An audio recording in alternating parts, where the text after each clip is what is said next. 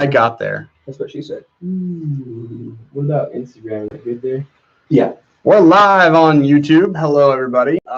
We have kind of run out of room in our studio, so right now the camera's just facing me, but we're gonna kind of open it up. We're gonna at least feature a couple of us probably throughout the show. I don't know. Well, you're just gonna be the beer. Go to can. Facebook or Instagram. Yeah, See a different angle. Yes, please go somewhere else if you want to see a better, more pretty angle. And with that being said, I'm just gonna put it right on Jerry and Vic.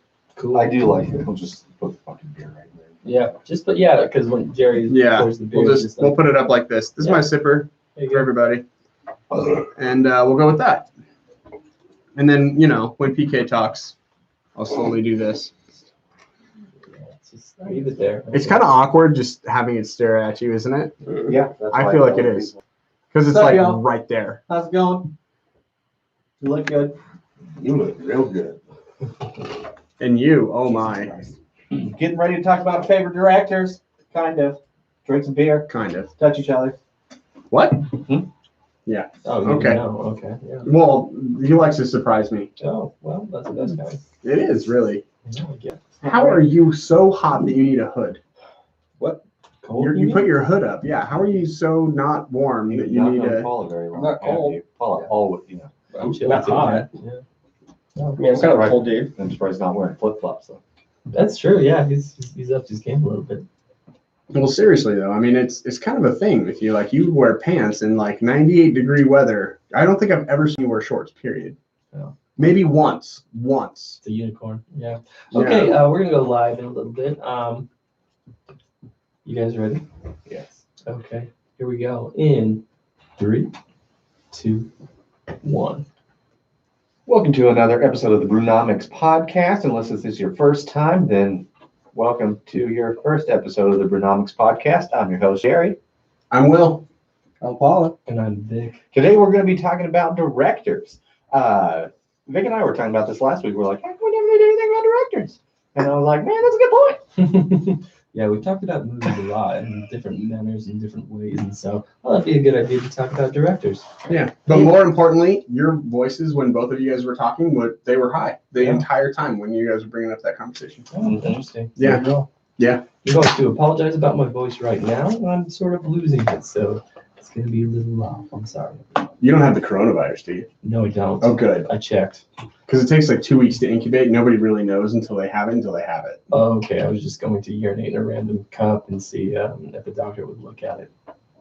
Is that not how that works? I don't know how much you have to pay a doctor to look at a random cup of urine. I got super good insurance. I was just going to give it to him. That's super good insurance. You walk into it just a cup of piss. Fantastic. Actually, Red Solo, I think. Red Solo cup of tea.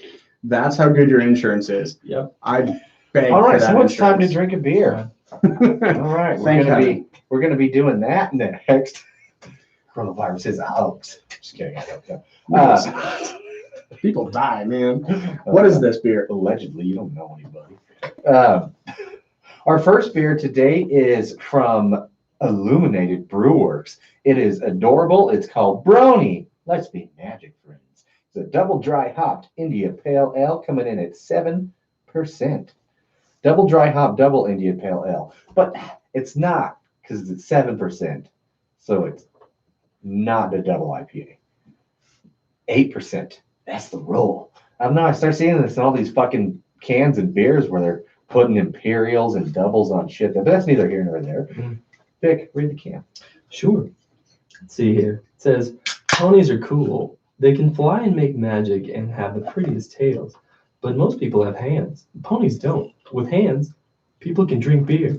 Usually.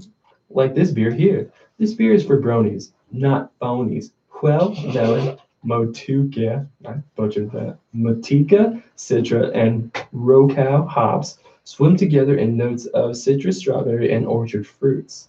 You can even share it with your pony brony. Yeah, But you'll probably have to help it drink it because ponies don't have hands. Jesus Christ.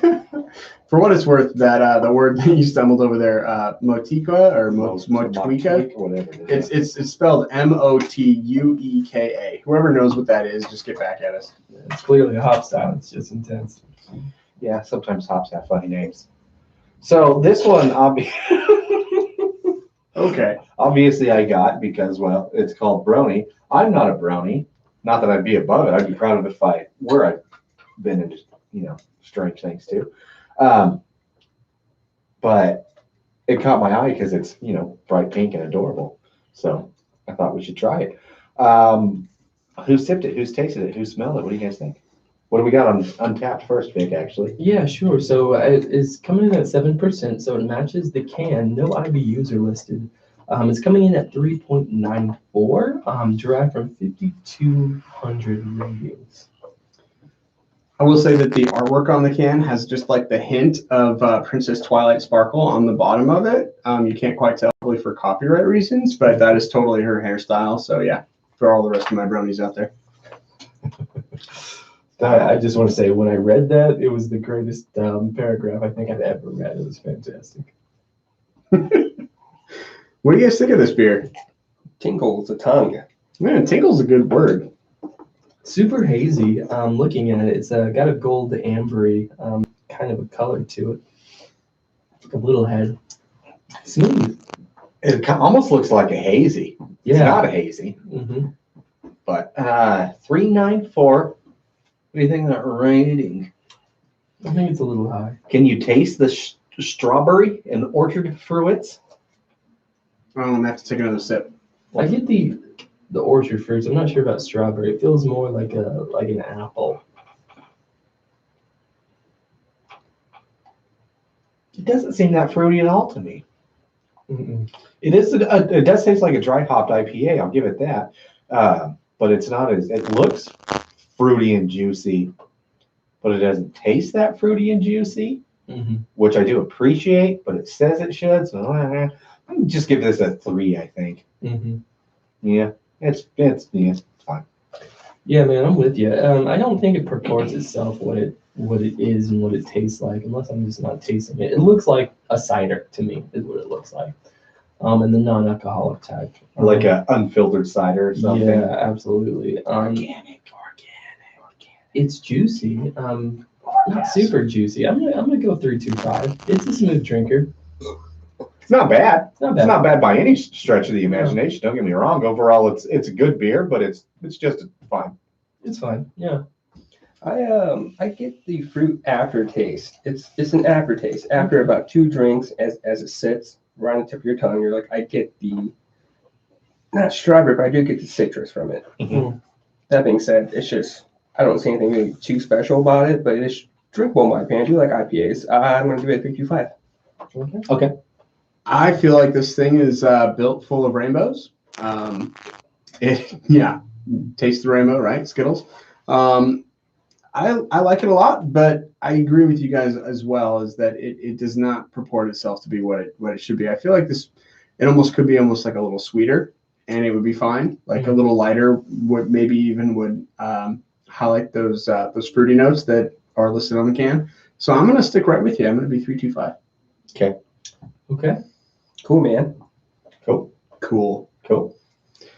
Let's Let's move on. So again, topic-wise, we're going to be talking about directors. I think we all have kind of a different take. My take on it was just like kind of the first time I saw a movie, or some of the first times I saw movies where I'm like, oh, this is special for one reason or the other, and typically from a directorial side. So, and that can be the variety of things, from the way it's shot to the way it's edited, character arcs, the whole variety of things. So it's going to be pretty fun to get into, I think. Again, we don't do top 10 lists, so this is our top 10 favorite directors. We don't know how to count.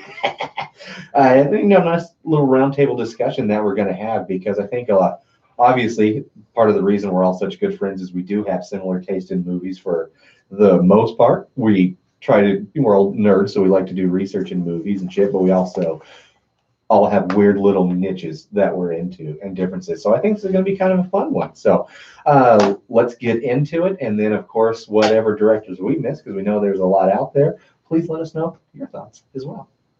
Who wants to get started? Let's keep it short. We'll kind of save our favorites towards the end. Okay. I can start. I've got an up-and-coming director that Dan Trachtenberg. If you have been any sort of fan of the Totally Rad Show, he basically started out just like we are. He did podcasting and video shows and everything like that on the internet. And after that, he spent like 8 years doing commercial stuff, like literally stuff for commercials, not commercial stuff.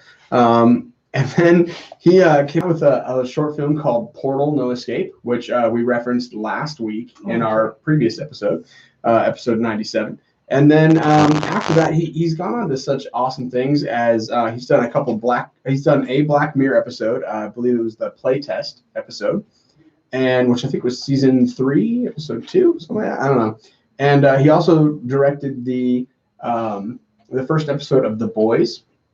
Oh, no shit. Wow. Yeah. That's cool. Yeah, and then he's also done the movie 10 Cloverfield Lane, which I've heard the story behind this, and he wasn't even supposed to be the director, or that wasn't tied to the Cloverfield license in any way until J.J. Abrams kind of proposed it to him. He's like, hey, this is a really good movie, and you kind of knocked it out of the park. We want this to be part of this type of series of films. So it was kind of even a surprise to him. So if you haven't seen 10 Cloverfield Lane, go watch it, because it's almost like a master class in just trapped room drama and escapism. It's fun. Very cool. Yeah. I haven't seen that, but I do want to. I don't know why I haven't watched it. Do I need to? Because that's the one with. You don't need to watch anything else before that. Cool. Just watch it solo. It's great. Don't know anything about it. And then future stuff he's got coming up is he's going to be directing a movie called The Secret Life of Houdini. Ooh. Very cool. Which could be a lot of fun. I don't think it's going to be historically correct, but it could be a lot of fun. You can still do a lot of fun stuff with that for sure. Yeah. Yeah. Cool. All right. Well, I'll go next. This was the first time I think I saw a Guy Ritchie movie. I was probably 15. So it was, I can't remember in which order. I think it was Snatch, then Lock, Stock, and Two Smoking Barrels. That's probably right. Lock, Stock came out first in 98, and Snatch in 2000. Guy Ritchie's British, but I love him because he does just great, just gangster dramas. Really, crime dramas are kind of what they are, but they all have a lot of great humor. But really what I liked about him was, what always stood out to me was the way he told stories through different character perspectives. And he'd have wildly different characters. They were all super silly, especially in Snatch, I think. But he was just so fun to me. And then, of course, he gave the world Jason Statham. So, of course, we have that. But it was the first time I'd ever seen a British film that I really, really enjoyed. So it stood out to me a lot in that way and kind of unlocked a whole other level of cinematic culture. And you see a lot of his influence. I'm pretty sure Edgar Wright pulls a lot of his shit from Guy Ritchie, but he's one of my kind of original favorite directors that made me really look at movies and editing movies in a whole different light. Yeah, absolutely. And yeah, just to piggyback on that. Fucking married Madonna. Yeah. All the way downhill. Yeah. Well, he did the music video for her. A bunch of them. Thank you. I just want to piggyback on that as well. And he has a very unique and interesting style, simply because he tells the story through these character perspectives, and he does it in such a way. I mean, it's his theme. It's his unique signature line where it does these smash cuts, and it just zeroes in on the macro or just the bigger the shot and just shows you a crazy montage. It was the most incredible thing to me. And I saw, I was like, this is blowing my mind. It really is. And when you see it the first time, when it's you see those, I like that smash cuts way when it's presented to you. To me, it was just fun. I was like, well, that was neat. Yeah. Entertaining, fun. It was a ride. You're like, whoa, what just happened? And then not just the way he cuts it, but the way he plays with sound in it too. And then just in general, I've never seen, and it's not a Guy Ritchie movie where the soundtrack wasn't just phenomenal. True. The way he puts music in certain points of film is absolutely great, especially in Snatch and Lock, Stock, and Two Smoking Barrels, but also Rock and Rolla. There are a whole bunch of them that way. So Yeah, that's definitely one of mine. Big Guy Ritchie fan. And Mhm. of course, Sherlock Holmes. That was a lot of fun too. Yeah, man. So he's got a lot of diversification Mhm. in the way, but you definitely know a Guy Ritchie movie when you're watching it. And that's a great thing about Guy Ritchie. Like, you know who directed this because you know his style, and that's fantastic. So I was going to make sure he puts his stamp on it. Mm-hmm. Agreed. Nice pick, man. Well, I'll go next. Well, one director who is really on my mind is Christopher Nolan. He's done a lot of fantastic movies, such as Memento, Insomnia. He did the Batman trilogy. He did Interstellar, Inception, and the upcoming Tenet, which I'm very excited about. I'm really excited for that too. Inception's one of my top 5 favorite movies of all time. Oh, easily. Fucking love it. It's probably my favorite movie of all time. That's a great choice. It It really is. I'm so excited. I knew Nolan would. I'm surprised this is your first mention. I thought about it. I get it. But yeah, he's amazing. He really is. He's got this really weird technique. He's got it's been described as a cerebral nonlinear storytelling, which I think kind of nails him on the head in just a few words. It's pretty interesting the way he tells stories, and he's got quite a unique signature line, if you will. He will always cut in the middle or the end of his movie at the beginning of his movie. It's one of his main things. And thinking back on that, I was like, holy shit, he does do that. That's a very interesting, unique touch, because it kind of puts it that nonlinear out of touch a little bit. And you're like, oh shit, it's kind of like reading the last page of a book. You're like, well, now I got to read the whole thing on this. It's going to be quite interesting. And so now you're on a journey to figure out how you get there, which is, for some people, it's quite exciting. Yeah, and I love his perspective too, his visual perspective especially. And getting back to Inception, nothing shows it better than that. Just the way he can just literally fold shit into frame. Mm-hmm. It's amazing the way he does it. And then that hallway scene that he did with Joseph Gordon-Levitt, I'm sure you can YouTube it. It's a great BTS moment. Just the amount of work and effort he'll put into something. He fucking goes dick first fully right. Oh, straight up hashtag DFFE. And he does it because he's got a propensity to want to shoot things in physical film. And so he's not wanting to shoot it in CGI just because he thinks it takes it away. And I totally agree with him. When you see him do it physically or any action or reaction, it adds so much to the movie. It feels super real. And so it's always practical as opposed to special effect. I mean, he is really the director's director, the filmmaker's filmmaker in that way. And the guy loves IMAX. I don't always say that a director is an artist, but there are certain directors that are, and he certainly is one. Yeah. Especially with the use of film the way he does it. He is a true master. Yeah, and he just pushes the limit of what you can cerebrally understand, what you know, and what is just beyond your reach. It's quite beautiful the way that he artfully describes and presents you with film. It's emotionally provocative at all times. So that's just my pick. If you haven't seen Memento or The Prestige, you're missing out on some of his best work. Absolutely. You need to go check those films out ASAP, because we could do an entire episode on Chris Nolan. Mm-hmm. And we should. Oh, what you got? Chris is fun. Oh, Chris, we're good friends. Oh, first name. We were Facebook friends, but it turns out some guy named Steve. Fucking Steve. Fucking catfishing. I got catfished. My particular pick is James Wan.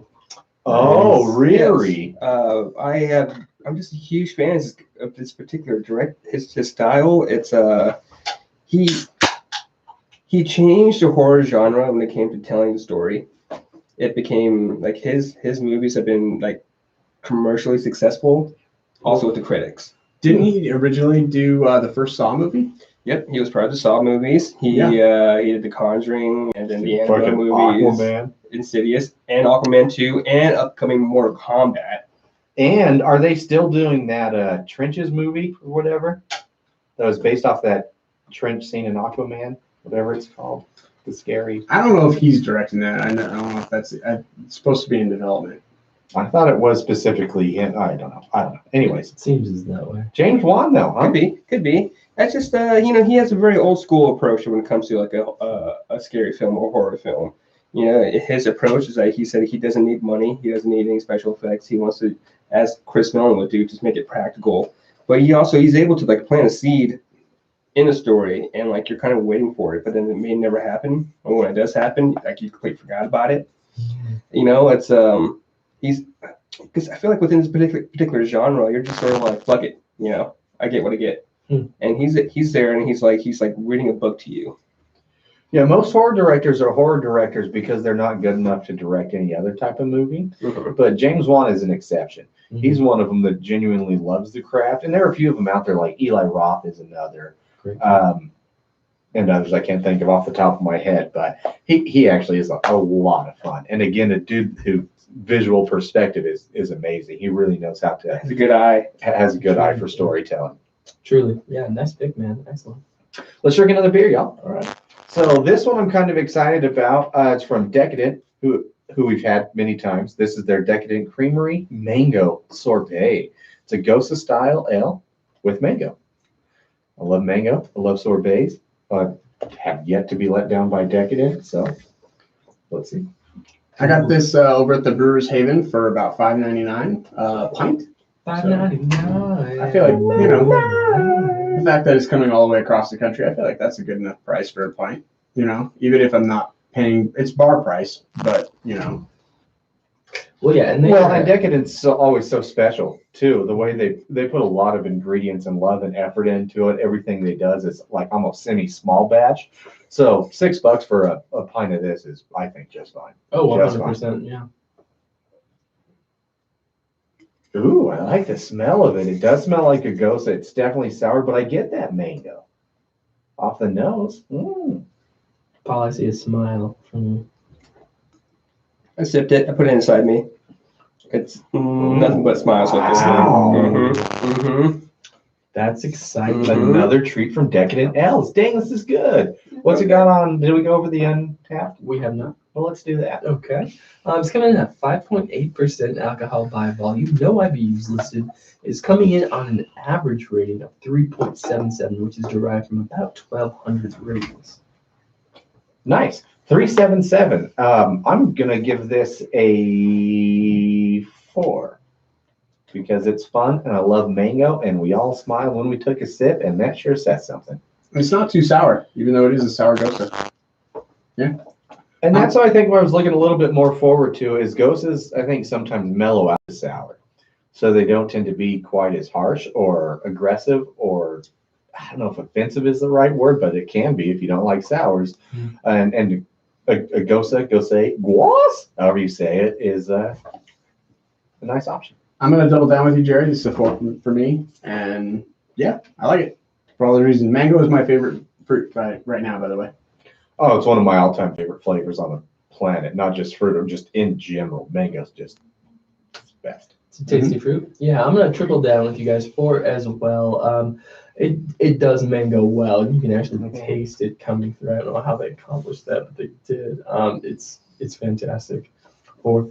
It feels like a fresh bite of sorbet. Yes. Yeah. You know, like super frozen. You eat it and you're just like, wow, that's refreshing. And I say 4.25. Nice.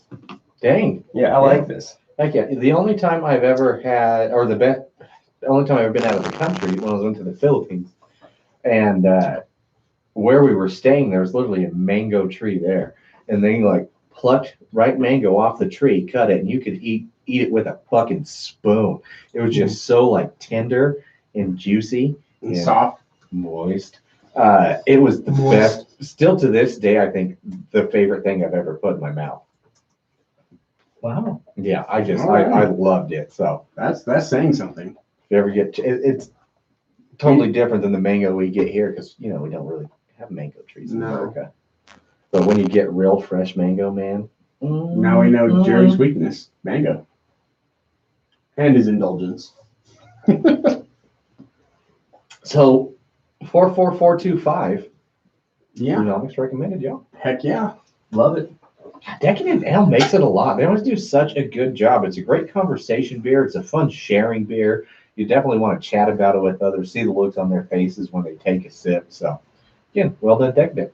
Yeah, if you're going to go out and buy any kind of beer for a gift, and you see Decadent there on the rack, grab it. It'll definitely be something that the person will remember. For sure. All right, well, let's go on and get another director, motherfuckers. Yeah, go ahead. What's your next pick, man? Are we doing our like main pick or just anything? Or just do another anything. Okay. DMP. I'm gonna say Pete Docter. This is basically Mr. Pixar. He's been with them since the beginning. Whether that be writing or producing, and I actually don't think that there is another director that has made me cry at movies more than this director. So some of his highlights include Monsters Inc., Up, and Inside Out.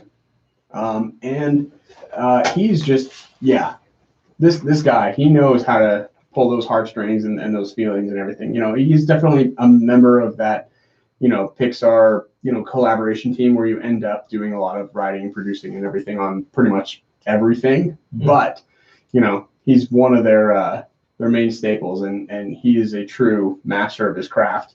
For upcoming products, he actually has a movie coming out this summer called Soul, where it is about a jazz musician who essentially has to find his way back and gets help from like an infant soul. I'm very excited about this film. I saw a trailer for it. It looks quite beautiful. Amazing. Yeah, it looks phenomenal. Yeah, it's definitely going to be one that is going to make you cry. It's Is probably that out yet? It'll be out I think this July 2020.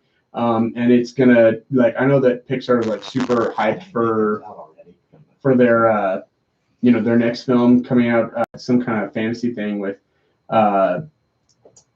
Chris Pratt. Is it Chris Pratt? Yeah, Chris Pratt and Tom Holland. Yep, that's the one I was thinking of, but now also. Anyways. But yeah, Soul is going to be way better, I think. That's a cool pick, though. I like that. It's a little off the rails to go with the animated option, and that is a really good one because I don't think a lot of people probably know who Pete Docter is. So he's director doctor. He has a PhD. Interesting. I mean, I wish almost his first name was Doctor. That way he would be Doctor. And then if he got a PhD, it would be Doctor. I wonder how many doctors there are out there. Probably a small number. I kind of wish that he would be given a PhD by some university. Because I've also seen last name surgeon, doctor. So maybe there's somebody out there that's like a doctor surgeon. Be funny. It's fantastic. Mm-hmm. Why not? If you were a doctor, what sort of doctor would you want to be? Gynecologist. Sorry. Headphones in. Without hesitation. High five. Oh. Cheers from across the table. Jesus Christ. I was thinking of the weirdest one. It's that one. All right, well, moving on then. We don't even get an answer after that. Wow. I feel like everyone was thinking it. One that I'm going to pick is, I always look forward every time there's a new movie, new story by Wes Anderson. One of my favorites. I love his visual palette. I love his storytelling. I love his slapstick. I love his heart. He's kind of all over the place. But again, you always know a Wes Anderson movie. And it's weird to me. A lot of people are like, who's Wes Anderson? Oh, just the guy that did like Bottle Rocket, Rushmore, The Royal Tenenbaums, The Life Aquatic with Steve Zissou. My personal favorite, The Darjeeling Limited, which is the one that really broke me into Wes Anderson. You know what my favorite one is, though? The Grand Budapest Hotel. I was about to mention phenomenal. To say my second favorite one is actually The Fantastic Mr. Fox, because he also does animated super well between that and Isle of Dogs. But the way he shoots and edits is so funny. And it's almost like... It's a different kind of humor. It is a different kind of humor, but it's like, this dude clearly loves platformer video games because he has like a platformer style that he cuts and directs his movies in. Like, look at it, especially in Fantastic Mr. Fox. You see it in Rushmore. You see it in Moonrise Kingdom. That's another really good movie. Ooh, yes, it is. Really, great cast. But I love him. Like I said, his visual mastery is just amazing. He's got great stories, and also a master of the soundtrack. Especially again, Darjeeling Limited. That movie, if you haven't seen it, it's essentially Owen Wilson, Adrian Brody, and Jason Schwartzman. They are brothers that have kind of they have fallen apart a little bit, And then they come together because their dad dies. He has a heart attack and dies. So the Darjeeling Limited is this train ride through India. Owen Wilson gets together and decides to go on this quote unquote spiritual journey through India to reconnect and find themselves before they get to their father's funeral. And, you know, just fuckery ensues. Love that. Also- Fuckery does it too. It's also legitimately in one of my all-time favorite movie soundtracks as well. If you haven't seen it, but I don't know, man, I just fucking love Wes Anderson movies. Well, he has a way of you just to connect the character. He loves yellow. Yes, he does. A lot of yellows. Well, and there's a thing too, like, because he works very closely with the cinematographer, and he has a very what's called like a complementary color palette. And so when you see him, like, I don't know, just design a scene, there's lots of colors involved, but they're also complementing each other at all times. So yellows, reds, the Grand Budapest Hotel is a really good example of that. And so just the way he just really designs the lens and just this. Also it's shot very beautiful. platformer 2D style. Exactly. It's so cool. And that's He such a does it great way. so well. That's such a great way to describe that. He Mhm. really, truly does. It's fantastic. Well, that visual style that you're kind of discussing there is actually called planimetric. Say that staging. again. Planimetric. Planimetric staging, where Thank you, yeah. essentially what this means is you're placing the camera at a 90-degree angle from whatever is being shot at. So you're always kind of taking it at almost like a sideways kind of look at things. It's very different actually than what you would see mostly in cinematography. Like a 2D platformer. Yeah. Yeah. Weird. Interesting. Weird. God, I love it. So yeah, he does have an upcoming movie. I forget what it's called though. Oh, it does. I can look that up here. Just give me one. Have you guys seen Isle of Dogs? Yes. That one's I have- really good too. Super cute. Fantastic Mr. Fox. If you haven't seen that one, so good. George Clooney's voice acting is great in that one. Is that kid friendly? Yeah, Yeah, absolutely. totally, And it's totally. amazing because there are points where they don't cuss, but they cuss, and if he's mad, he'll just be like, "What the cuss? Don't you cuss at me, you cuss!" Like, and they literally just say "cuss." Oh, Whatever Just they so do. smart. Yeah. So it's not like the good place where it's like Oh, what the fuck or whatever. No, forking shirt balls it's or whatever. literally just cuss. Okay. His upcoming project is called The French Dispatch. There you go. I have no idea what it's about. Me either, but that's the name. Yeah. Somebody else. Sure, I'll go again. So another set of directors who were very crucial in my development of the love of film would have to be the Wachowskis. I thought this would be your number one. It's up there. Now that's kind of going out of order per se, but it came to the forefront because I was drinking this fantastic Gosa, and so I was like, I have to talk about these guys right now because they refreshed my look on movies. So the pinnacle movie the Wachowskis created was The Matrix. That came out in 1998. They have a couple other movies that happened before that, which were Assassins and Bound, both fantastic films. And they've kind of worked in a producer capacity on some other movies such as Ninja Assassin and V for Vendetta. They also directed The Animatrix and, of course, The Matrix Reloaded and Revolutions. And they did the Sense8 series, which I thought was fantastic. If you haven't seen it, give it a shot. It is kind of slow. It is very non-linear. So if you struggle with kind of a slow-moving plot line, that might not be the film for you. But I do want to say the Wachowskis changed the way I looked at film simply because they worked with a fantastic gentleman. His name is John Gata. They called him the Gata Force. He was responsible. Okay, I love that. I love that too. This is how many times I watched the behind-the-scenes documentary of this film. I know exactly what it is word for word. John Gata was responsible for creating Bullet Time, which was the fantastical way that they showed stop motion action, and they panned around a moment in time, which was at the time was unheard of, and that blew my mind. My little, how old was I? My little 10-year-old mind at the time. You were 10? No, I was 12. So I feel so old. You've been 14. probably in 13, 1998. 14. Actually, I saw it in 2000. I was 13 or 14. I saw Yeah. The Matrix in theaters. That's fantastic. I love it. Right on. Like Well, opening weekend. Good for you. Bro. good for you, man. Good Way for to you, brag bro. about it. I am bragging. Thank you. Yeah, What no, movie ticket? this movie just changed the way that I saw action, I saw adventure, I saw movies and storytelling. Well, let's be Like, real. It changed the way everybody did because you could not get away from bullet time for the next 10 years. Oh, no. Every Yeah, action no. movie, comedy Like, movie wanted to Swordfish. parody Yeah, it made it to Amish or Shrek. something. Yeah, Yeah. it's outrageous. Yeah. Oh, Charlie's Angels. Every spoof movie, everything. Mhm. Oh God. Their visual style is incredible. The way that they just treated color and the cyberpunk genre, as it were, truly blew my mind, and it, in fact, created a love for me with the cyberpunk as well, getting me into Blade Runner, just a whole bunch of other God, I movies. can't wait for Cyberpunk. 2077. Yeah, that It got game is delayed. gonna be fantastic. But for good reasons, because they want to make a good game. One of our Instagram friends, Shammy Shakes, says he references a lot of cinematic history. Check out Buster Keaton. Ooh, yeah, one of the greatest directors out there. Absolutely. Good pull, Buster Keaton. Buster Keaton actually did his own stunts in that one.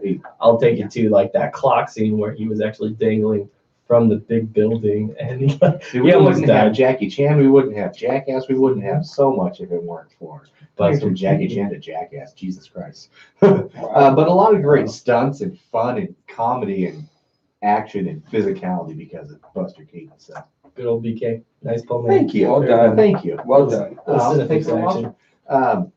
Give us one more, Paul. Just pull someone. Just tell us. Give us- Quentin. Oh, QT, Ooh, huh? Darren QT, man. Good old QT. Yeah. Great pull. Especially from our generation, man. What's your Yes. favorite QT movie? Oh my goodness. Jackie Brown. I knew you were gonna say that. Ooh, I love that pick, man. Thank you. That's Right. a fantastic What about you, one. Vic? My favorite QT movie? That'll have to be DJ Ango, Django Unchained. Yeah? Yeah. Will? I'm gonna go original, and I'm gonna go Reservoir Dogs. Nice. Oh, Nice. nice. Cool. Good Okay. pick. Good Nice. pick. Mine's Pulp Fiction. Of course. Awesome. Nicely done. Yeah. Interesting. Yeah. I love that. I none of us have the same one. Cool. No. I yeah. never said Kill Bill. That's my number 2. Oh. Oh, yeah, right. Is it a They're all tolerate? great, though. Kill All Bill's of them are great. Yeah. I just love Quentin's dialogue, and he just makes like even because he writes like everything that he And does. the master of the soundtrack. Yeah. I love Yes. that all these directors understand the importance of music. Yes. Yeah. Have you heard his process about that? Yes. It's fantastic. He'll like listen to a song and he'll see if he can build like a whole story behind it. It's quite, that's And wonderful. I've told you guys this before. Why is the Kill Bill soundtrack so great? Because it's scored by Wu-Tang? the RZA Wu-Tang. The Kill Bill soundtrack is actually amazing. Fuck Of course it it is. is. All of the soundtracks are. Fucking, yeah, Sorry. Jackie Brown across 110th Street. I fucking love that song. Oh God, yes. I went to a record store and they had the Kill Bill soundtrack playing in the store, Nice. and I was just like, "How much is that?" And I was like, "Oh, okay." Oh. And I walked away. What, did you walk in? It was like Tomohatsu Yen Battle Without Honor. I wish. No, it was one of the more like Western themed songs. Oh, okay. I'll just go line wire it or whatever. Well, I mean, you're buying a vinyl at that point, but and that would be why I would purchase it. But oh my, that was okay. Nice Moving pull, on. Yeah, great poll, Quentin Tarantino. I love that. Okay, All right. Well, let's take a quick break if you guys don't mind, and then we'll we'll be right back. get back. Gotcha. Good cheers. Good for Yeah, we are paused. Well, we're at a pretty good time. Where are we at? About 36 minutes. Perfect. Oh, we're So we'll just do that. We'll come back. We'll do our I tap that, pick our favorite. So we all have one more. Yep. And then if we'll see what the time is, but I doubt I was like, we want to do quick HMs, we can. But if we don't, we'll just do our favorite, drink do our last beer. and fuck on off. Right on, man. Yeah. All right, be right back, guys. Yeah. YouTube, we're just gonna, Do what we do and leave it rolling. we're leaving it rolling. That's how we do. We are gonna mute you though. This is how we do.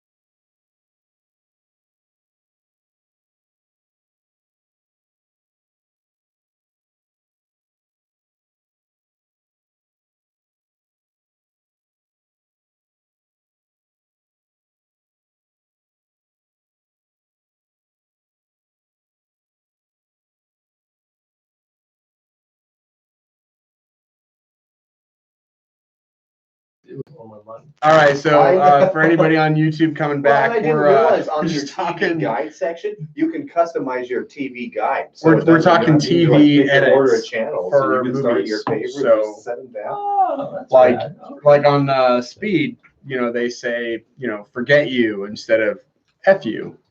And I love Speed. Instead of what, Will? Speed's a great movie.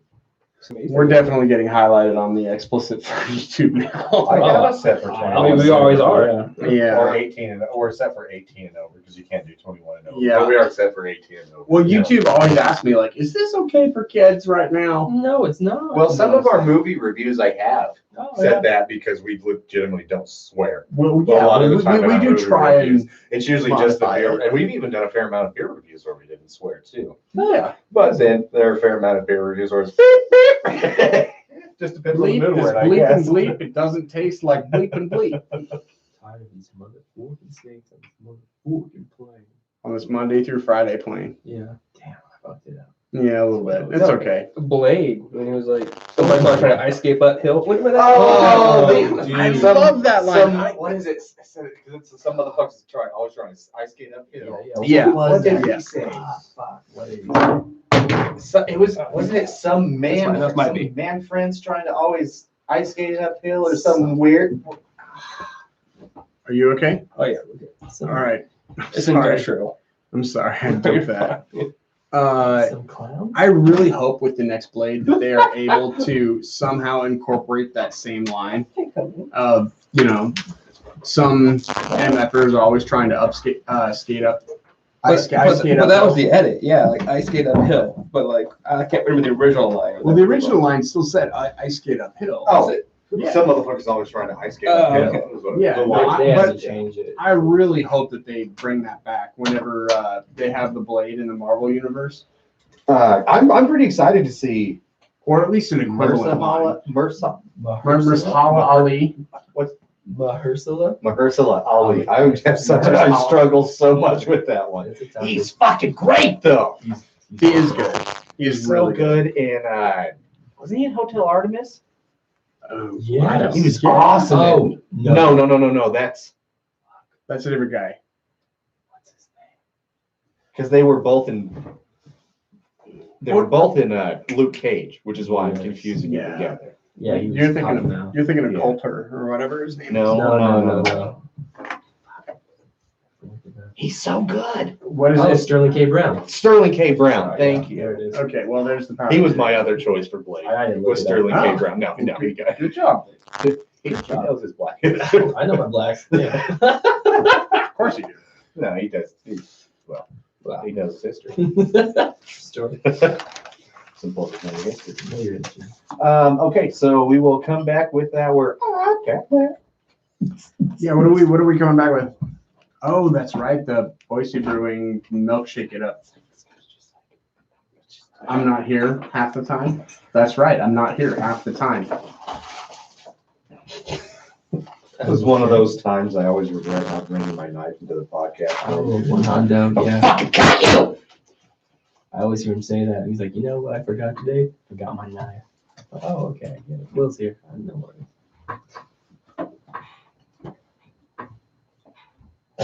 I'm choosing not to react to that. You okay there, Bob? Whenever you're ready, man, go ahead. I'll bring us back. Okay. We're doing the exam now? Yes, sir. Excellent. Okay. All right, here we go. If you don't have it loaded, it's the Boise Brewing Milk shaken, not not stirred. Milkshake. I'm still converting other people over to their red velvet. I'm The still. milk, it's like the MILK shake IN, like instead of shaking, but shake in. No space between milk and shake. I think it's a pun on James Bond. Milk shaken, not stirred. There you go, baby. Yeah, you know what that means, right? Shaken, not stirred. Just yes, we know. It's chipping the ice and therefore causing more water to be released, and therefore it's watering it down more than what you would typically get with like a stirred martini. Which is why you're not supposed to shake a martini. That's exactly Red right. velvet You know why? is Because bomb. he's ordering a watered down martini and he's being snooty about Well, it. yeah, he's a spy. He's got to do his shit. Well, Excuses. Sure. All right, game on. Responsibility. Sorry. We're wearing headphones, Jerry. We're wearing headphones. I turned mine down. I actually clicked in that lower threshold. Oh, thank you. Angels. At least the recording won't be ruined. Okay, gents. We're at that point in our relationship. Love it. Okay, gentlemen. I'll wait. 3, 2. No, we're gonna wait till Let's he's wait done till- pouring. Just fucking start. We're here now. This is how you sound now. That's how I sound? Yep. Okay. Gargle on cock. I really hope Google doesn't pick up on that and recognize what you just said, because holy shit. Yeah, we're gonna be on different websites. Yeah, different websites. That's fine. What? I thought we were doing this for the beers. We were. We highlighted them as we named them. I'm going to take the smallest one because the lactose. Because of the lactose. I guess we should be thankful for you because, we're all trapped in the same room as you. Well, yeah. Yeah. That happens. Oh man, this light's truly washing me out. Is it? I don't know. I look like a white person. I have to check this out. What's Happy going on? does. It's true. All right, you ready? Yeah. Here we go. In. Happy. In 3, 2, 1. All right, now it is time for our. Excuse me. Apparently, I'm still going through puberty. Yeah. Now it's time for our I Tap That series. Since this is an Idaho-based podcast, we're going to drink a beer from Idaho and decide if we would tap it or not. Let's see if we would put it in a keg, a small keg, pony keg. Drink it again. Tell our friends. We tell need our family. 70% mandate in order to declare that we would tap that as a podcast show. And with 4 of us here, it's got to be 3 out of 4. Yep. This is from Boise Brewing. It is the Milk Shaken Not Stirred IPA. Does this have lactose in it, Jerry? Yeah. Okay. It's a 6% IPA. It's a milkshake. All right. Boise Brewing. You can guess where they're from. Boise. What do we got on Untapped? Not a whole lot. This is a very new beer. This is coming in at 6% alcohol by volume, no IBUs. It's coming in at a 3.98, which is only derived from 102 ratings. It's only got 11 this month. I assume it's a vanilla milkshake since it is an ale brewed with vanilla, lactose, and fruit. But it doesn't say what sort of fruits. I got very little info here. Excuse me. But it seems I got a lot of particulates in this beverage too. Oh my, yes. Oh, dang. Yeah. You don't want to hold that up to a light or look too close. We'll show the people. I will show the people. Yeah. Very interesting. Yeah, a lot of particulates to it. Low head on top. It's got a very, once again, like a apple cider, like unfiltered sort of look to it. Color wise, very interesting. When you take a sip, super smooth. I don't know. What do you guys think? The look's freaking me out, man. Yeah. It's not the sludge that we had from that one stout. No. It's not that. This usually, the particulates usually come from, an unfiltered IPA. And it's like sediment that hasn't settled. It's totally fine to drink. It's not going to hurt you. But it's not exactly appetizing as you look at it. No, That's the only bad thing. It's like a glitter beer without the glitter. Oh God, you're right. Yeah, It's just. This has happened multiple times with multiple other IPAs. We just haven't pointed it out as much. So please, Boise Brewing, forgive us on this because we love you. Yeah, this is different, bro. Let's jump back this one. Jerry, I hate you. I don't know. It's super smooth. I love this beer. It's really good. I mean, yeah, it has the lactose and everything, but it definitely tastes more like a kind of like a hazy IPA. I'm scared to drink this. It doesn't have any kind of like piney notes or floral notes. You can be scared all you want. Did you just pass the beer off to me? Yeah. You're not gonna take it? It tastes fine, but it scares me. Okay. So who's taking this? I forgot what we're doing. I'm just geeking out to Jerry just not being okay. He's not about it. He's not about It's it. okay. Yeah. So I'm going to go out on a limb. Jerry's not going to tap this beverage. Not on this one, yeah. No, I'm out. I get it. I get it. Oh wow. Okay. See, I would tap it. I like this beer again and again and again. It's smooth. It's nice. It's hazy. It's got a good flavor to it. It's not, it's not anything really special as far as a hazy goes, but it's fine. Some It's fine. special floating in it. It's fine, Jerry. It's not going to hurt me. Look, I'll drink it in front of I you. think it hurt me though. Yeah. This beer is not jumping out at me. 6% alcohol by volume. It tells me that it's not bad. It's a smooth drinker. It's a little on the sweeter end of things. I once again I don't understand this whole milkshake sort of stylistic choice here. I'm going to. Oh gosh, I'm gonna not tap this beer. All right, it's not getting tapped. PK, what's your verdict? Well, I definitely get the hint of milkshake that it's trying to present. This particular beer is a one-off for me. Yes. Yes. I would find at the bar maybe once, and then that's it. It's I'd rate it at a 3.25, but I would not tap it. All right. Now, PK, you were the one that purchased this beer Yes. for us from our little Brewers Haven over there on Someplace. Vista. What do you know how much you paid for this? Do you remember? I think it was like $5 hairs. Mhm. Only doll hairs though. Doll hairs. Yeah, you have to have doll hairs. Okay. Okay, interesting.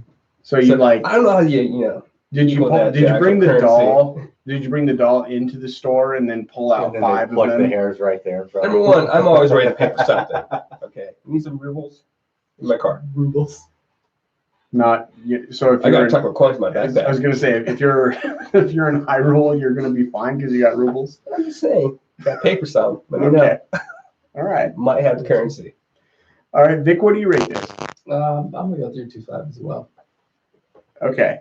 And Jerry, who Just gonna recuse myself. that doesn't work for our rating system. I need a value. 2.5 then. Okay. 2.5. Exactly even on our 5.0 rating scale. I'm gonna rate this a 3. I still would tap it. I think it's drinkable, but yeah, there's nothing spectacular about it that's gonna make me want to come back. Yeah, I think honestly, if we were at like a barbecue and the clarity of the beer was pulled into question, people are gonna start questioning things because they don't understand like flocculation, particulates, all that sort of thing. So, Yeah. It's definitely one where it's like, just don't drink it from a glass. there you go. Yeah, just Red Solo cup. Drink it from this giant bottle, can. Yeah. Just why they use a drum bottle. Just duct tape that bomber right to your hands. Just don't put it in your mouth.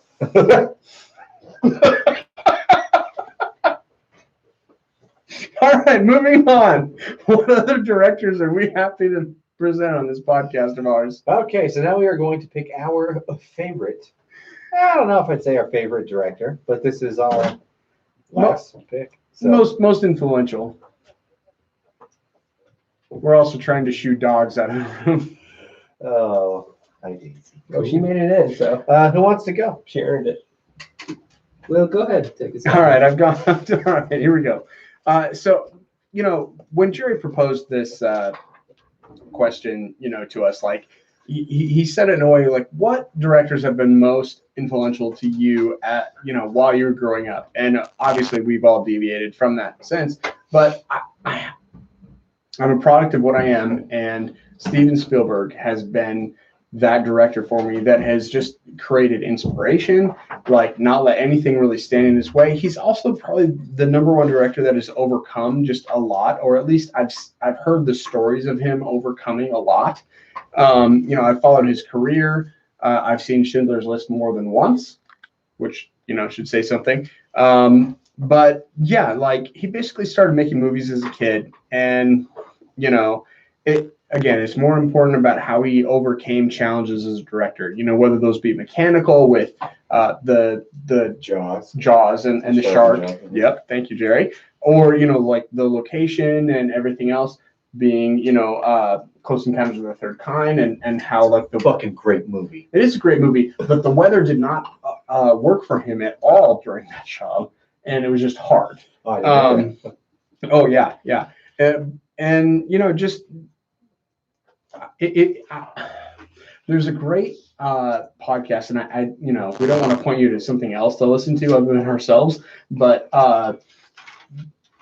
it's already kind of the season 1 has been wrapped on the podcast Blockbuster, and it kind of follows both Steven Spielberg and George Lucas's journey together as George Lucas was making Star Wars and Steven Spielberg was making Jaws and Close Encounters of the Third Kind. And it's phenomenal. So go watch that. But mostly they're bridged by John Williams, you know, who Of course. yeah.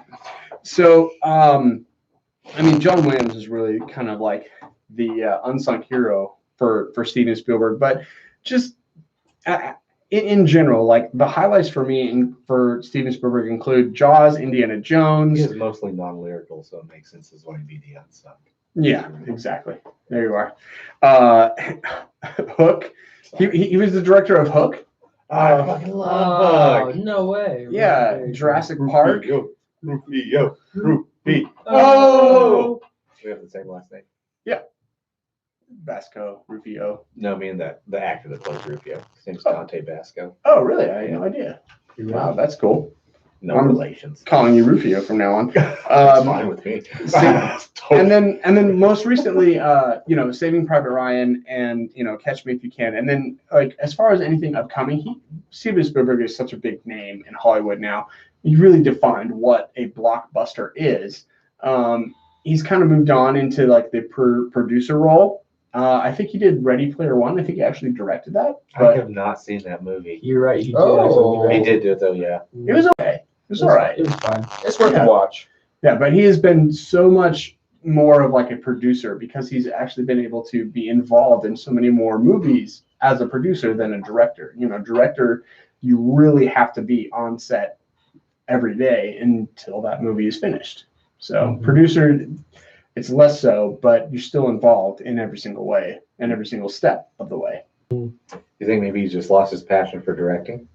I kind of think that. I mean, I don't blame him. Unless there's like a story there, but I mean, with Hollywood, there's always just a certain level of BS that you have to kind of deal with. Sure. And, you know, at his level, at his age, with the amount of clout and prestige that he is, you know, done and proven himself, I could see him not wanting to deal with that. For sure. For sure. And I wouldn't blame him one bit. He's earned every ounce of that. Yeah, but I mean, dude, this guy, like, Jurassic Park, like, defined my, you know, what do you call it? Just my teenage years. Sure. Yeah. My puberty, Yeah. if you will. Puberty? Yeah. Cool. Ability. Yeah, that's a great choice. Spielberg's absolutely amazing. I go? Yeah, please. Cool. All right. Well, director is very closely tied with an actor. I would say more tied with an actor than any director-actor combo in human history. I mean, yeah, human history seems a bit excessive since it's really like films only existed for like the last 130 years. No, Or it's something. 100 years. 100 years or something. Yeah. Either way. Little blip. But Akira Kurosawa. Ooh, nicely done. Well done. Love him. This was one, again, probably for me, one of the first times that I was really, really, really drawn to a film style, a director and actor. Akira Kurosawa is old school. I mean, he was born in 1910. First movie came out in 1943. So most of his movies are black and white. But this dude was a hell of a talent. Hell of a talent. Made it to 1998, so got 88 years out of him. 30 films in 57 years. Paul, I think you would really like, and I know you kind of do, but I don't know how much you know about his history, but I bet you would dig this dude. I kind of just found this out recently.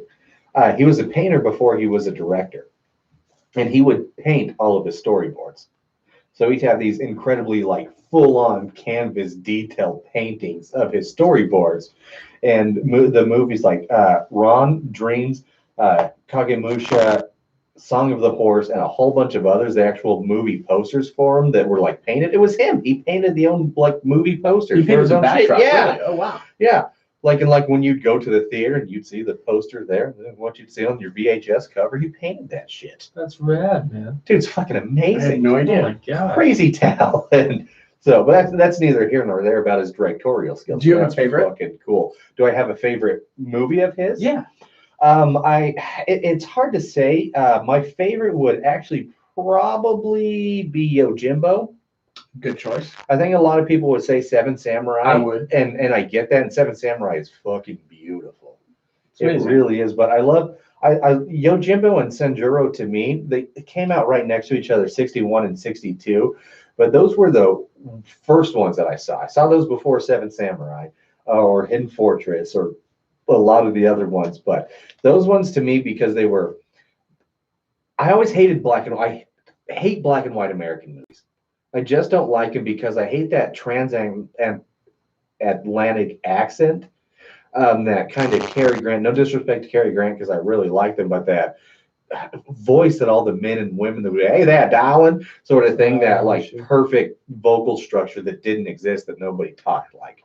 And it always, I think, subtly made it hard for me to relate and enjoy American movies. But Kurosawa's black and white ones, it didn't matter. And I think it's because he was a painter. His visualization and what he could do within his technology was absolutely phenomenal. But then he also had a fucking great sense of humor. He had a great eye for action, and a lot of that was because of his relationship with most badass motherfucker ever to live, Toshiro Mifune. Talking about like the John Wayne of the East, essentially. Pretty much. They did 16 movies together. And I think these two are linked more than any, but he was a badass dude. Probably the most famous actor ever to come out of Japan, I think. Yeah. Ironically, he was born in China. Didn't even live in Japan until he was 21. Because he was Japanese heritage, he got conscripted into the Japanese army, where he met certain people through film and kind of like career blossomed. But yeah, I just loved it. But it was a cool way to love it because he black and white. He did samurai shit. He did action. But Seven Samurai is one of the greatest epics of all time. So many movies pull from that. That movie is 3 hours and 27 minutes. Holy shit. But it doesn't feel like It 3 does hours. not feel like that. All of his other movies are like an hour and a half, 2 hours, and that was just crazy. He has a lot of movies like Ron is essentially King Lear in Japanese. So he had he could do the Shakespearean sort of drama. Then again, the comedy, the Hidden Fortress. I don't know if you guys ever saw that one. That was a badass, like, kind of just journey movie, essentially, almost a little Lone Wolf and Cub. Excuse me if you guys read that. It was awesome. But I love him, man. Especially Akira and Toshiro's relationship until it weirdly ended. Do you have any other other black and white shout out films that you'd love other people to watch? Just all Akira Kurosawa ones, or actually Hitchcock black and white ones. I like a lot of him, but he was kind of a piece of shit. So some of his, it makes it kind of hard to watch. The Birds in black and white is great. Yeah.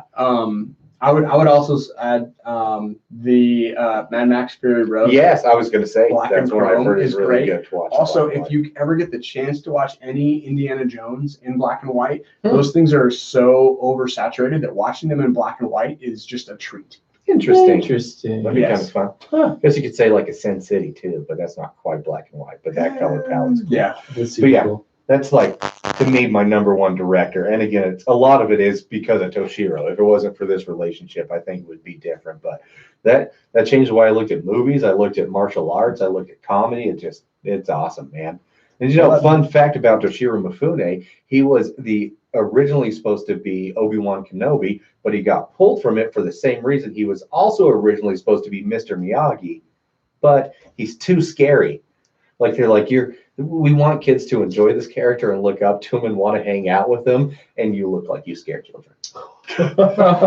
Ouch. Badass for a Ronin samurai, not necessarily for a child's role model. Wow. But I don't know if you've ever watched these movies. That was part of him. This dude is fucking intimidating. Yeah. Like his presence, the way he would carry himself, and then his sword movement. Like, It's all the It's eyebrows, awesome. man. It's all the He was eyebrows. awesome. It's that true, stoic, intense, quiet personality. Yeah. It's a good dude. But yeah, if you're gonna watch him, Sanjuro, Yojimbo, Seven Samurai, Hidden Fortress, and Ron. Ron's really fun too. R-A-N. R-A-N. Okay, thank you. Yeah, I guess I'll end us out here. And this by no means, I didn't do my list in any particular order. So I'm gonna go with another set of brothers who were fantastic to me. They were the Russo brothers. Now, I chose the Russo brothers because they were fantastic in their succinct storytelling. I thought it was quite incredible and amazing the way they told the story. You might know them from such movies as Captain America Winter Soldier, Captain America Civil War, of course, the Avengers Infinity War series and Endgame. And they also did Community and Arrested Development. They're also a set of brothers who actually write their own movies as well. So you may look for that. I'm talking about Anthony and Joey Russo. These gentlemen are fantastic, and so I bring them up simply because they did something in such a beautiful way, and the thing that's unique to them for me is emotional action, emotional plot-driven story-based action, and they did it in the realm of a comic book movie, which I thought was incredible. Like, they had no business succeeding in the way that they did, but the way that they told the story, the way that they made you feel for Captain America, Tony Stark, it was quite beautiful to me. Well, to me, I mean, the thing that encapsulates the Russos is they are, in fact, students of film themselves. Yes. And I want to say that one of the movies that truly drove the inspiration, especially the car scene chases of Captain America Winter Soldier, their first Marvel project, was the movie Ronin. Yes. And they just, I mean, like any good film directors or writers, good. The quote is, they say that good writers, will copy, or reference other writers, but great writers will steal outright. Well, Yes. if anything, they just stole from Ronin outright when they made Captain America: The Winter Soldier, because, oh my gosh, that movie is great on so many different levels, from a crime thriller aspect ratio of it to just an action adventure movie of itself. Like, all of the plot twists that they have in that movie. I mean, there's a reason why people think that the Captain America Winter Soldier is the best Marvel film in general, and it's really because of the Russo brothers and their study that they have done towards film. Oh, I agree with you 100% on that pick. That's great. Thanks, man. Thank you, Vic. Real quick, we just got asked a question, and let's just see if you can answer it quickly. What movie would you pair this Boise Brewing beer with? The Milk Shaken Not Stirred. Yep. On Her Majesty's Secret Service. The James Bond film that I want to say, it was the guy that did like one James Bond film of. It was the snowy one where like he raced down the hill in the cello box with the girl. On Her Majesty's Secret Service. Yeah, it's a James Bond type of drink, and that's what I feel like it fits. It's also snowy, and it fits because of all the sediment that we found in it. But yeah, that's what I would go with. With the conversation, if it were good, I would say Pulp Fiction, because a $5 milkshake. It's $5 milkshake. It was a $5 milkshake from Jack Robinson. I love that movie. I don't have any pairing Paul, do you have a final director? Fred Savage. When it comes to Always Sunny in Philadelphia, Nice. his work with the crew and just like seeing him as Kevin and then going to something just opposite of what Kevin would have been if he grew up. Yeah, and how does he never cameo in that show either? It blows my mind. Because he still acts. Yeah. He was part of like a short video with Sorry Sunny. It was exactly as you would expect, just outrageous and just drug usage. Very cool. It was amazing to me too that Fred Savage was an incredible director. Yeah, I'm really glad that he was able to transition in that way. especially because he had such a highlight with not only the Wonder Years but also even a semi like resurgence with Austin Powers. Was it 3? Yes, Molly, molly, molly. that's the mole. Yeah.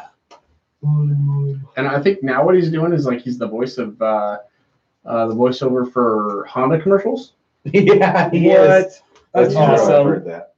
That's nuts. Yeah.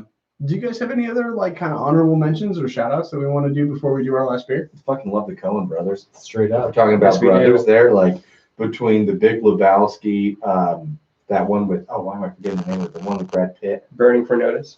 Burn After Notice. Burn Thank After you. Notice. Yep. Fargo, Burn after reading? Burn After Reading. Okay. Burn Notice. Took 3 people. Jesus, Yeah, Jesus we're good. Christ, we have been Took drinking. 3 people. But yeah, the Coen brothers would be my other one, and also my current favorite director. I just have to shout him out. I was talking about him on the podcast. I fucking love Taika Waititi. Yes. Oh yeah. It's your birthday. It's your birthday. Love Taika. I would shout out Ridley Scott because dude, that guy is a crotchety old man, and he always brings his vision to life, no matter what it is, and it's always epic. Whether it be Gladiator or Blade Runner or just anything he puts his hands on, like it's 100% ethic or not ethic. I don't know his films all the way, but yeah, authentic is You're what I was cut trying off to say. Yeah, cut me off. I've been drinking. Very cool. But Yeah, yeah. those are great picks, man. I would also like to say brother of Ridley Scott, Tony Scott. He was responsible for Top Gun and the movie Deja Vu, Days of Thunder, among a multitude of others. He's a fantastic. Thank you so much that you Yeah. brought up Days of Thunder. He's fantastic. He did 90s action the correct way. He's great. And I also want to say James Cameron, he's kind of an asshole. So, but he brought me one of my favorite movies, John Carpenter. The Abyss, Titanic, Avatar, and Terminator, to name a few. There The you only go. reason I didn't mention James Cameron is because that guy takes for freaking ever to come out with another movie. Yeah, he does. He does. It takes like 8 years in between them. But, I Like, mean, they're but he great does movies. awesome stuff. Like, Aliens was amazing. Yeah. They do. And They Live. Did he Yeah. do They Live? Mhm. Oh, Yeah. I didn't know that. Fantastic. Yeah. So, also, Bang. Quick shout out to Mel Brooks as well. Yeah. Oh, yeah. Gosh, redesigned yes. the spoof movie, and I love it. Thank you so much. for Thank you, bringing Mel that Brooks. up. Yeah. Yeah. All right, let's drink our final beer and then get the fuck out. Huh? Yeah. yes, please. All What do we right. got for us, Jerry? So this is from Stillwater Artisan Brewing. This is the Critical Thinking Imperial Stout. This bad boy is coming in at an alcohol percentage that I don't remember. 11%. Damn. That's a real imperial right there. That's a roll. Bro. All right. Crazy looking can. It's got like etched stuff on And it. It's print black. that's upside down so that when you actually drink it, you can read it. That's kind of cool. Yeah. Huh. Yeah. Very, Um, very black and silver. I don't think we have much on Untapped, but what do we got, Vic? There's no description. It's coming in at 11% alcohol by volume, as you mentioned. No IBUs. The average rating is 3.97, and that is derived from 7,450 ratings. Okay, that's a pretty good rating. That's a lot of good check-ins. This definitely smells boozy. You can smell the 11%, but man, Yes, it's fucking good. it's tasty bad, I man. like this a lot. It will definitely take some critical thinking to address. This is one I got at Brewers Haven quite a beer. while ago. I've been sitting on it, but tonight was the night. I can't remember what I paid for it. Probably my guess is like $5.99 or something like that. Who knows? Maybe it was more. But either way, fuck, this is good. I like this a lot. I'd give it a 3.75. That 3.97 is right about there. I don't know if I'd give it a 4 just because this is a one and done beer for the night. Mhm. But if I want a stout, I'd pick this bitch up again. Well done. Stillwater Artisanal Brewery. Brewery. Yeah, it's definitely a one and done situation for me as well. Definitely boozy on the top end for a stout. I'm gonna rate it pretty well. I'm gonna go with a 3.75 as well. As you had mentioned, drinkability is difficult just due to the booziness, and so yeah, 3.75. It's fantastic beer. They did a great job. A lot of caramelly coffee notes, which I always appreciate. Gosh, you guys just nail exactly what I'm thinking. It doesn't deserve a 4 because there is that overwhelming booziness to it. But yeah, 3.75. It is what it says it is, and man, it kind of leaves you thinking about it. So Leaves Yeah. you critical Critical? thinking about it. yeah, critically. Bringing it back. Wow, I think I Bring just tore a it deltoid. back. Celebrated too hard. All right, 3.75 Sorry, all PK. day. PK, what do you got? Attacks the palate at first, but It then does. it just is clean at the end. That's a good way to put it. Yeah, clean finish for a stout, which is Mhm. uncommon. Good call. But yeah, 3.75 is, I think it's a great rating for this particular beer. Try it out though. Oh, Definitely try it out. Don't be afraid. Try it out. Cool, and at that price, that's great for an It really 11% beer. Like if you were on this like for the whole 16 ounces yourself, Oh, you feeling it? You'd be drunk. Yeah. Oh yeah. All right. Well, that's the show, isn't it? That's the show, gents. Something happened. Cool. All right. Well, as always, make sure you like, share, comment on all things Brewnomics. Check us out on Facebook, Twitter, Instagram. Leave us a 5-star review. Comment if you'd be so kind. please subscribe. There we go. Follow, whatever it may be. Join the Brewnomics Brew Crew group on Facebook. Yep. And And hit us up with ideas that you think that we should take for our centennial episode. oh shit, that's right. Yeah, that's coming up. You can hit us up at brewnomics@gmail.com Mhm. or just contact us, if you got something else cooking that we Send need us to a know message about. on Facebook. Yeah, that'll be That in too. 2 DM weeks. us. Yeah, that'll be in 2 weeks from the airing of this episode. So yeah, get at us. We'll see. It should be a fun one. But as always, we appreciate your love and support. Be good to each other. Drink good beer. Until next time, I'm Jerry. I'm Will. I'm Paula. And I'm Vic. Cheers. Cheers. All right, And that's it. YouTube, we are Thank you so much for killing watching. We love you. this. Again, yeah. Shannon Thank you texted for Jerry. watching. Oh, Toodles. you was nice. We love you very much. Jeremy, And- Stephanie, Jay, Tommy, Anthony. Thank you. Everybody that Jerry just named off, we're thankful for here, even on YouTube, where we didn't exactly see it, but we knew you were there because you were on a different platform. So cheers, everybody. All right. Double up.